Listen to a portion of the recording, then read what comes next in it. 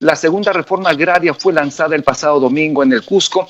Esto no implica, como una vez más lo aclaró el presidente, una expropiación, sino que por el contrario implican la aplicación de temas importantes, entre ellos una línea de apoyo financiero, el establecimiento de una franja de precios para proteger a los agricultores, entre otros más. Sobre esto vamos a hablar con Laureano del Castillo, director ejecutivo de CEPES y experto en legislación agraria, y le damos de inmediato la más cordial bienvenida. Muy buenos días, señor Laureano del Castillo. Buenos días, señor Ceballos. Un gusto estar en su programa. El gusto es mío, muchísimas gracias. Vamos a presentar junto a usted la pregunta del día, la vamos a ver en pantalla. La segunda reforma agraria significa expropiación de tierras. Lo invitamos a responder la encuesta, lo invitamos a compartir el programa en sus redes sociales. Al final de la entrevista vamos a responder los comentarios de sus respuestas, obviamente también con nuestro invitado Laureano del Castillo, a quien nuevamente le damos la más cordial bienvenida. En principio, señor Laureano del Castillo, nuevamente el presidente Castillo aclaró que la segunda reforma agraria no significa expropiación y que por el contrario significa capacitación, financiamiento, entre otros puntos importantes. ¿Es el momento histórico para emprender en el Perú una reforma de este tipo? Yo no lo llamaría segunda reforma agraria, pero es finalmente el nombre que decidió el equipo de gobierno, pero yo creo que definitivamente el momento de tomar medidas como estas es el actual. Hemos tenido durante décadas una política agraria que ha estado enfocada a un pequeño sector de empresas, nos ha dado logros importantes, pero la inmensa mayoría de la agricultura en el país está formada por lo que ahora se denomina la agricultura familiar. Minifundistas, pequeños propietarios, medianos propietarios, algunos de los cuales exportan, pero la gran mayoría vive en condiciones bastante de pobreza, con escasez de recursos, sin acceso a muchos servicios que tenemos en las ciudades. Entonces, definitivamente es momento de aplicar varias de las medidas que han sido anunciadas por el presidente y el ministro Maita. ¿De cuántas unidades de producción en los territorios del país estamos hablando? Y además, ¿a cuántas personas, a cuántas familias aproximadamente aglutinan en el campo? El número de unidades agropecuarias, que es como el censo del 2012 las contabiliza en el país, es de un poco más de 2.200.000 unidades agropecuarias. El 97% de ellas, es decir, alrededor de 2.100.000, hacen parte de la agricultura familiar. Podemos dividir, estimando, entre 5 ese número, y nos da varios cientos de miles de hogares rurales que hacen parte de la agricultura familiar. Que repito, no todos hacen parte de lo que se llama la economía o la agricultura de subsistencia. Hay algunos que hacen parte, una porción menor, por supuesto, de la agricultura intermedia y una porción menor de lo que se llama agricultura consolidada. Como digo, algunos de ellos hasta exportan de manera organizada sus productos, caso de la banana, de la palta, del café, etcétera. Siempre se habló de la agricultura como generadora de empleo. Estamos hablando de cuántos empleos que se pueden generar en el sector agrícola en el país. Bueno, eso más que una posibilidad es una realidad, porque de acuerdo a la información censal y lo que el Ministerio de Agricultura ha difundido ya hace algunos años, el 83% del trabajo agrícola está en el sector de la agricultura familiar.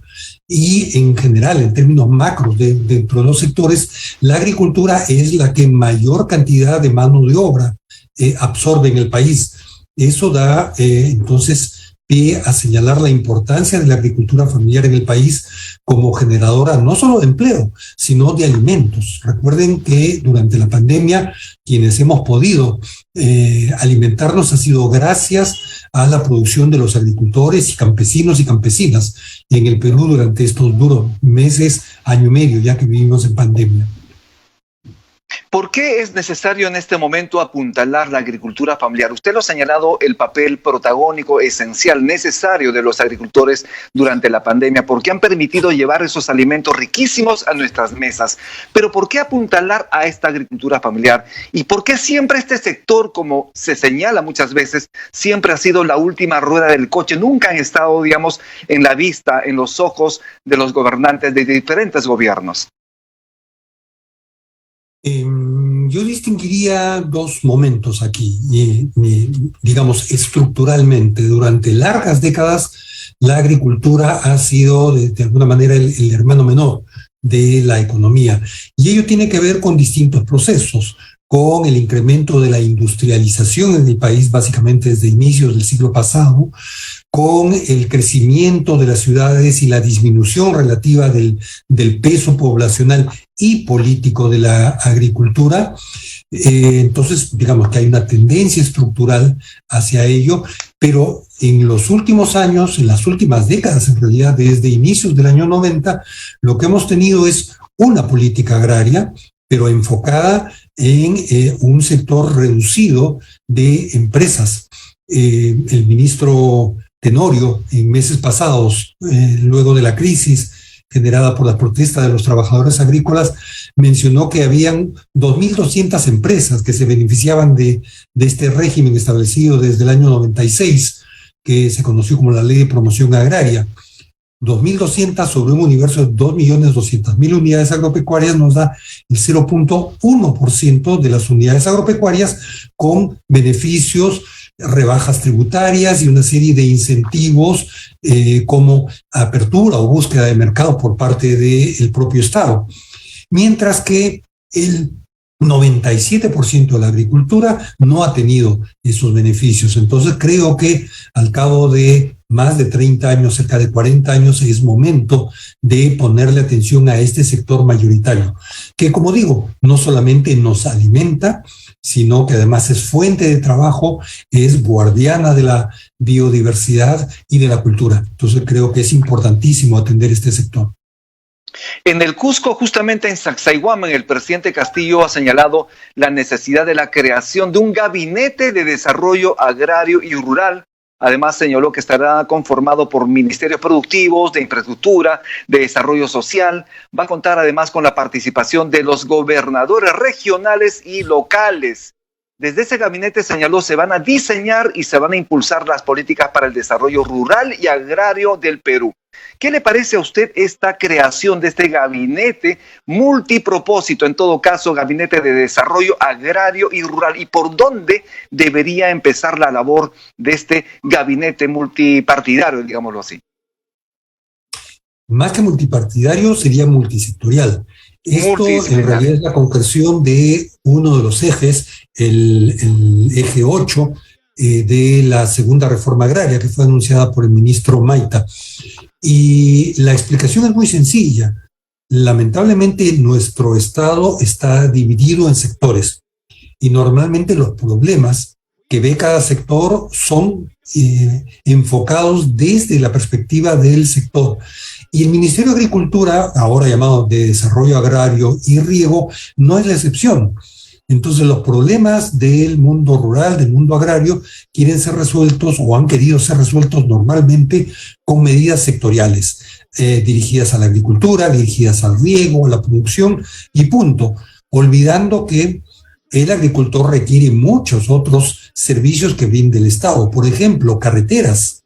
Ahora con la pandemia hemos visto comunicaciones, internet, pero también promoción de mercados, comercialización, exportación, educación, salud. Y como digo, normalmente ese enfoque es un enfoque sectorial que no atiende estos otros aspectos. Lograr entonces un real desarrollo agrario y un desarrollo rural que implica no solamente a los que hacen agricultura, sino a los que están vinculados a la agricultura en el mundo rural, supone un enfoque multisectorial y además intersectorial, porque sabemos que tenemos un proceso de descentralización inconcluso en el país. Entonces, por un lado va el Ministerio de Agricultura, el Ministerio de Transportes, ¿no? Por otro lado va el gobierno regional y por otro van las municipalidades. Atender la problemática rural y de desarrollo agrario supone juntar esos recursos que son escasos en nuestro país en esfuerzos comunes y no desperdigados como viene sucediendo.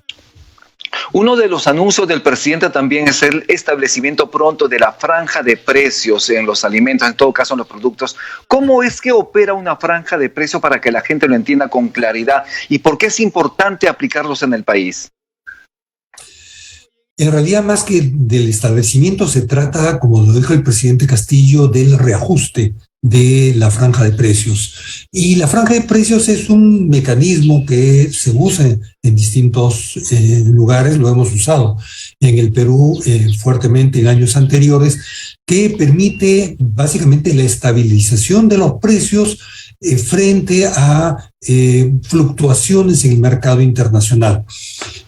Para entenderlo concretamente, lo que ha pasado, por ejemplo, con el balón de gas en las semanas pasadas.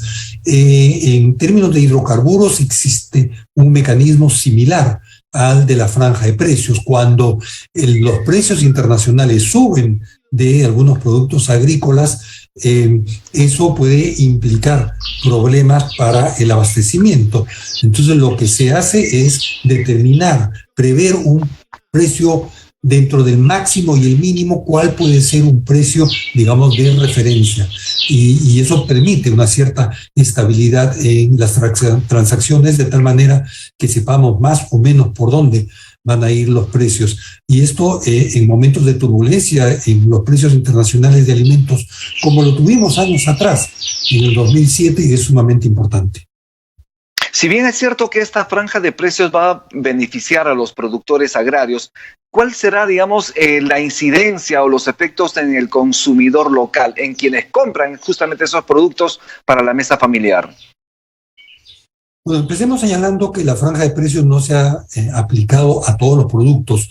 Como decía, lo de la franja de precios está reservado básicamente para el caso de los alimentos importados, que no son tantos, pero que algunos de ellos sí tienen una incidencia importante, algunos de ellos que no producimos. Caso, por ejemplo, de la harina.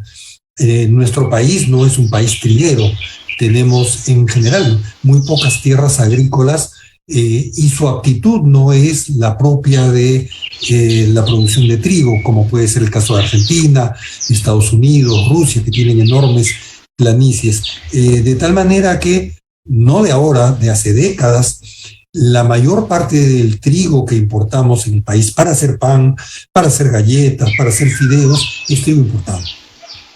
En tal medida, la subida internacional de precios de estos nos afecta y nos está afectando, como hoy día reportan en otros medios, la subida del precio del pan. Entonces, una franja de precios puede ayudar para, de alguna manera, estabilizar esos precios. Otro de los anuncios también es la importancia y la necesidad de producir nuestros propios fertilizantes en el país, porque los agricultores lo están importando, se está importando obviamente debido al precio del dólar y a las complicaciones en el exterior también se ha incrementado, se encareció. ¿Por qué es necesario y si tenemos, digamos, la posibilidad de en el corto o mediano plazo tener una planta de producción de fertilizantes en el país? Yo pensaría que se trata de una propuesta de mediano plazo. Aunque el presidente ha dicho que ya han empezado los estudios, pero recuerden ustedes, primero hay que hacer los estudios y uno de ellos tiene que ser el estudio de mercado. ¿Cuál es la demanda real en función de los costos que puede tener producir estos fertilizantes? En segundo lugar, evidentemente, la construcción. En tercer lugar, el equipamiento y el funcionamiento de esta planta. Estamos hablando, estimo yo, de no menos de 2 años para tener una producción que nos permita abastecer parte del mercado nacional y eventualmente, si hubiera excedentes, el mercado internacional. Dependerá del tamaño de la planta, del diseño, de varios factores, pero también de la demanda interna. Y allí hay que distinguir. Hay lo que se llama la agricultura convencional, algunos le llaman la agricultura tradicional, muy dependiente de insumos, y fertilizantes, y hay otro sector de agricultura sumamente importante que es la agricultura ecológica. Ese es uno de los aspectos que ha tenido poca atención en los planteamientos de esta segunda reforma agraria, y de alguna manera este ofrecimiento con la construcción de la planta de fertilizantes entra un poco en contradicción con una apuesta que algunos hacemos por una agricultura ecológica, sin fertilizantes, sin pesticidas, en todo caso, con material y recursos orgánicos. De otro lado, también es importante impulsar las compras públicas a los productores peruanos. ¿Cómo se ha estado dando durante los gobiernos anteriores y cuál debe ser la apuesta en este sentido en este gobierno? Bueno, ese es un aspecto que se intentó impulsar mucho en años anteriores. Fue el presidente Humala quien, tomando un poco de la experiencia brasileña, intentó impulsar programas como el de Jaliwarma. Nadie puede negar la importancia de Jaliwarma, de los desayunos escolares y las compras del Estado de este programa, concretamente hacia los productores agrarios. Sin embargo, algo que se desatendió y que hace parte del modelo brasileño es que este iba de la mano con la promoción de los agricultores para justamente poder entrar a abastecer programas como Jaliwarma y otros más. Entonces, allí tenemos algunos cuellos de botella. En el Congreso anterior se aprobó una ley de compras públicas a los agricultores. Ha salido el reglamento, no es lo óptimo en términos de participación o de posibilidades de participación de los agricultores por distintas razones. Una de ellas tiene que ver con todavía la poca asociación, formalización de los productores. Y es que, como es natural, tanto los hospitales, los cuarteles, como los desayunos escolares, Jaliwarma y otros programas necesitan proveerse de alimentos, pero alimentos que cumplan determinados requisitos: calidad, pero también oportunidad. Y, por supuesto, la inocuidad, es decir, alimentos sanos. Y a eso me refería hace algún rato con este tema de alimentos que hayan sido producidos en condiciones de salubridad y que no tengan, por ejemplo, demasiados pesticidas, o que no tengan pesticidas idealmente. Entonces, allí hay digamos, ya un mercado. Jaliwarma viene comprando hace años y otras dependencias vienen comprando a los agricultores, pero se necesita que eso sea un volumen mayor para que efectivamente los agricultores se animen a producir más y mejor, porque muchas veces lo que ocurre es que producen más, pero los precios caen por exceso de oferta, ¿no? Que es la famosa ley de la demanda. Bien, yo le agradezco muchísimo su participación, señor Laureano del Castillo, en el programa. Muchísimas gracias. Obviamente el tema es amplio, lo vamos a convocar en otro momento también para seguir ahondando más sobre estos temas.